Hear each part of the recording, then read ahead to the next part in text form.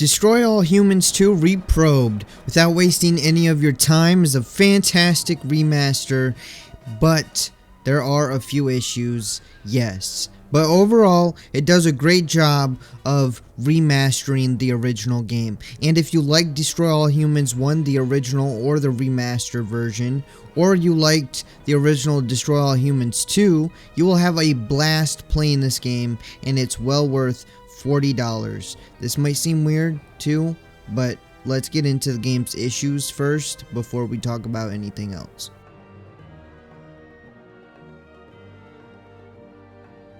This game has a few issues, so let's get into them, and let's start with performance to begin with. Most of the time, the game runs great, or at least it did for me. I played the game at 1440p ultra settings and got around 90 frames per second most of the time.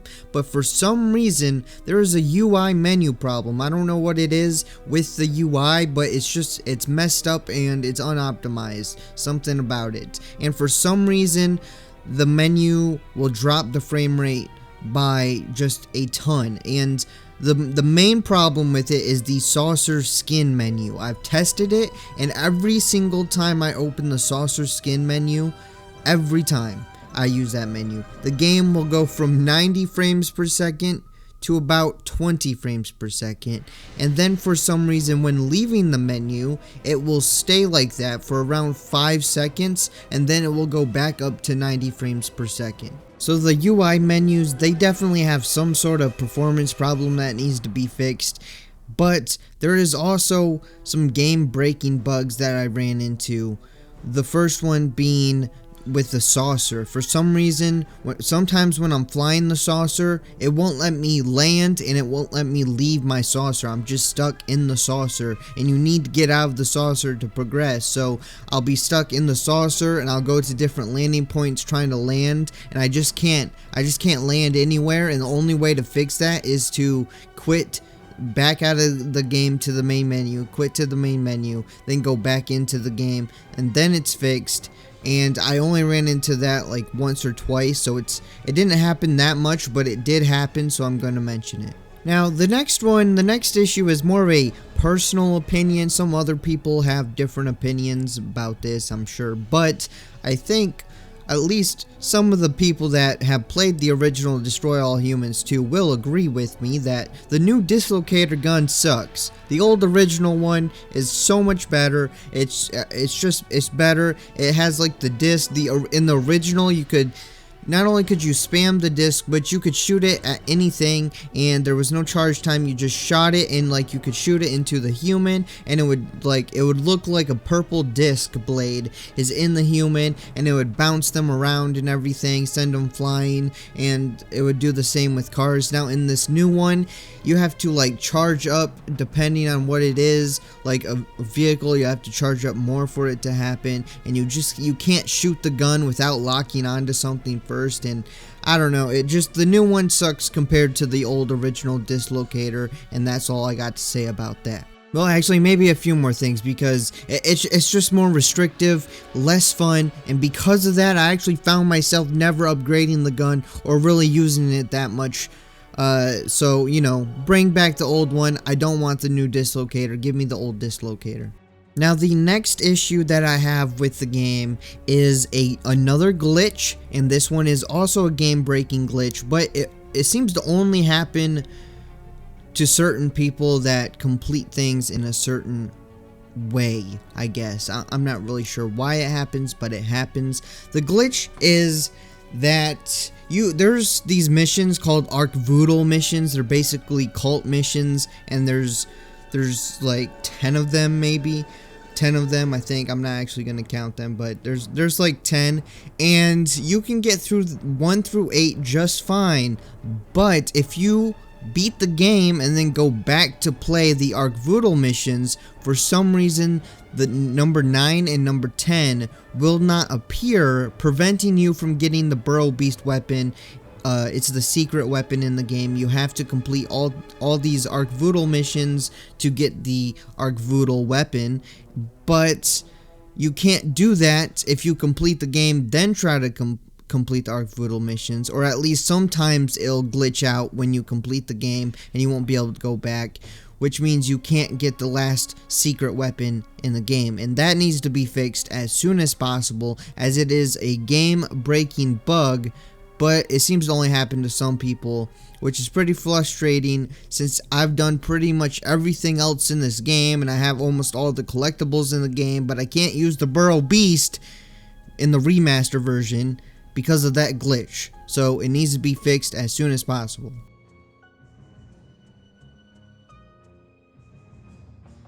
There is a good amount of weapons. There's the same exact weapons as the original Destroy All Humans 2. There's nothing really added here, which is fine because the game already has a good arsenal of weapons.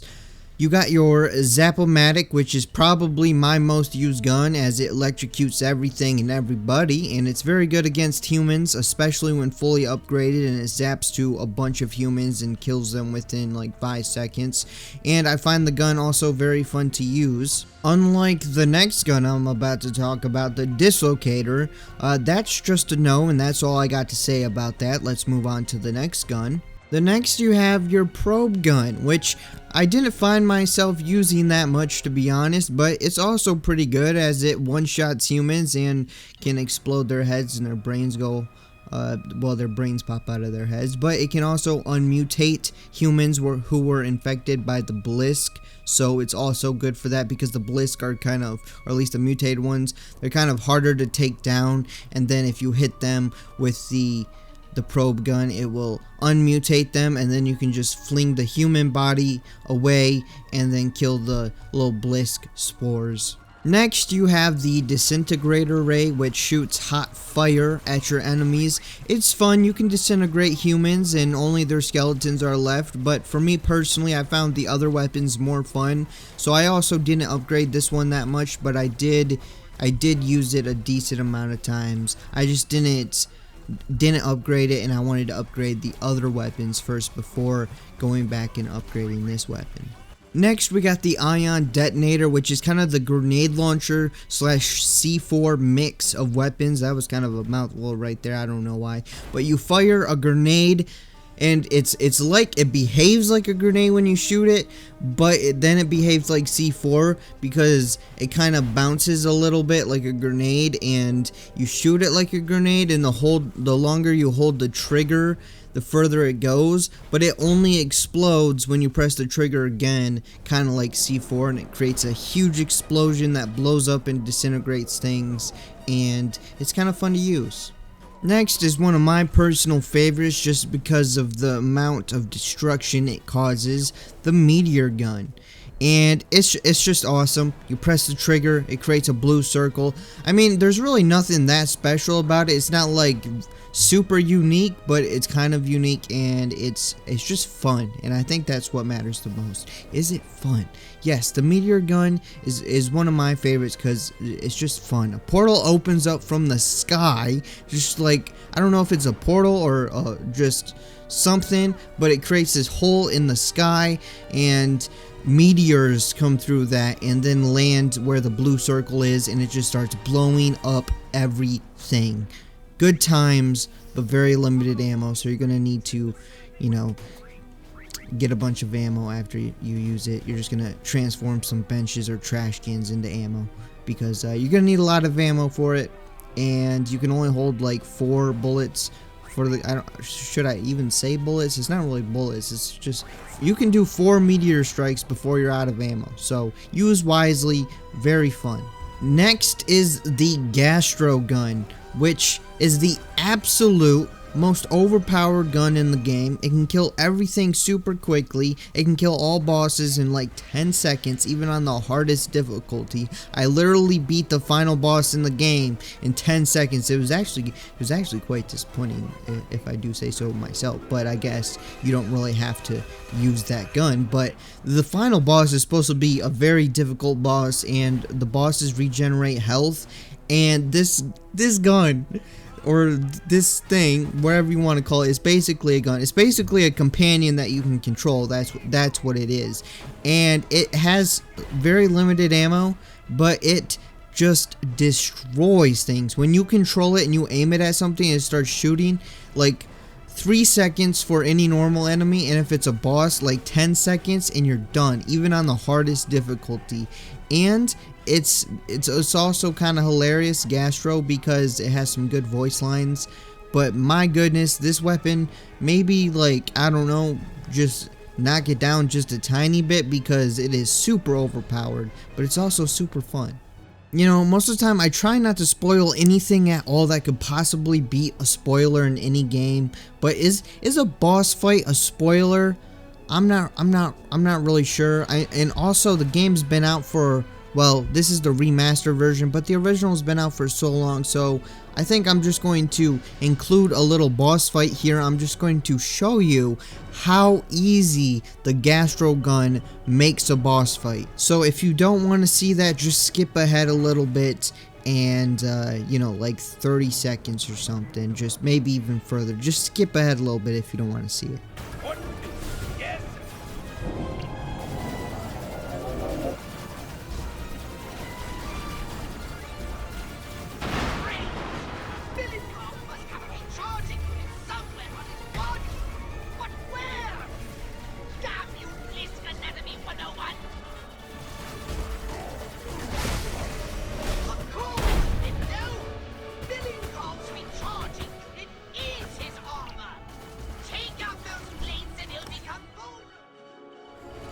Yes, actually, I just rewatched it, and you can kind of see that you're not really supposed to kill the boss that fast, since the dialogue of one of the characters, Pox, doesn't even finish before the boss is already dead. The next and final weapon in the game, well, you got the saucer weapons, but we're not really going to get into those. We're just going to get into the on-foot weapons. But the final weapon in the game for Crypto is the secret weapon, which is the Burrow Beast, which chases and kills enemies. It's probably the second most powerful weapon in the game, especially with its upgrades.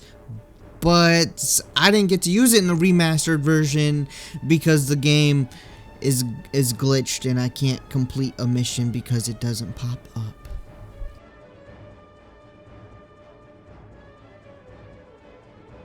Now, without spoiling anything or spoiling much, I try not to spoil anything in any game, but the story takes place 10 years after the first game and is basically your mothership gets destroyed and you get stranded on Earth and you have to recover artifacts that landed around the world that were from your mothership, while at the same time the KGB is trying to destroy you and you have to figure out what the KGB is planning and stop them. That is the most I can say without any possible spoilers, I think. But the story, it's a bit goofy, but it's good and it's entertaining throughout the whole thing. And oh, and you can also start a cult, so that's something.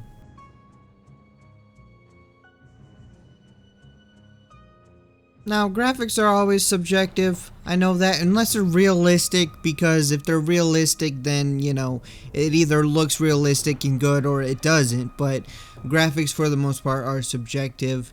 But this game, on ultra settings, I had it on ultra settings. I don't even know what it looks like not on ultra settings, but on ultra settings, this game looks absolutely fantastic.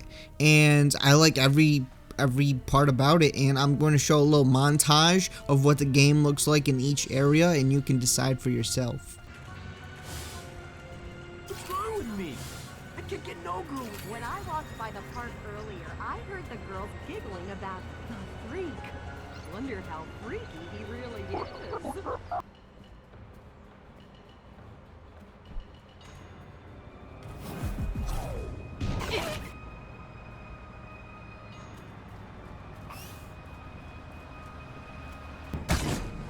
Kill the traitor! Show me what you've got.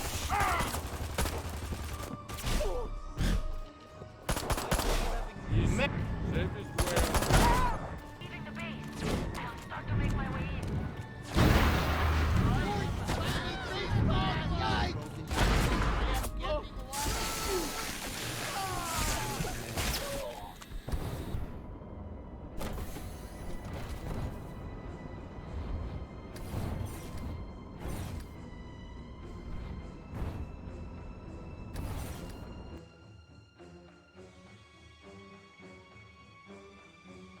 Overall, Destroy All Humans 2 Reprobed is a fantastic remaster and a super fun game. And when I say super fun game, I don't mean that lightly, because there's very few games nowadays that I actually like. Man, I hate I hate using that word back then, but like a while ago, it used to. I always would just, I don't know. It was easy for me to stay up all night and just play the same game upon hours and hours, and then there's very few games that can do that nowadays. Like, I remember when I first played Skyrim, I couldn't put that down. I played from like 5 p.m. to like 5 in the morning, and then I got yelled at for still being up, and I remember that. And just like recently, there's not that many games coming out that can do that same thing, and I played this game all the way through in one sitting. And yeah, I know some of you are like, what? And some of you are just like, yeah, it's not that long, and you know, whatever.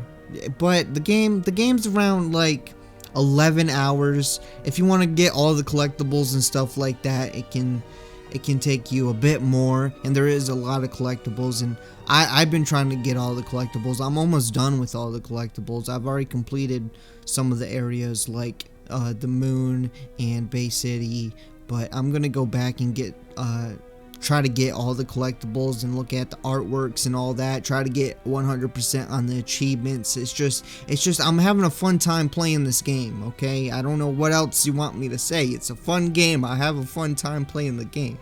But there's also, as I said, there's a ton of collectibles. There's skins to unlock. You get skins from, if you care about skins. There's some challenges during the missions, and if you complete these side challenges in the missions, you can unlock skins for your saucer and skins for crypto. Some skins you can only get by getting the deluxe edition or the skin pack, but there's also a ton of upgrades to get, missions to complete, and fun to be had. So I don't know what you're doing at this point. Go out and get this game, play it. It's gonna be a blast. Unless you don't like Destroy All Humans, then it's probably not going to be a blast. But if you like Destroy All Humans, go out there and start destroying all the humans. Anyways, that's going to be it for this video. So I hope you guys enjoyed it. If you did, make sure to hit that like button. Leave a comment below, tell me what you guys think about Destroy All Humans 2, the original and the reprobed version, the remastered version. And if you haven't already, hit that subscribe button because you want to be subscribed. And I'll see you guys next time.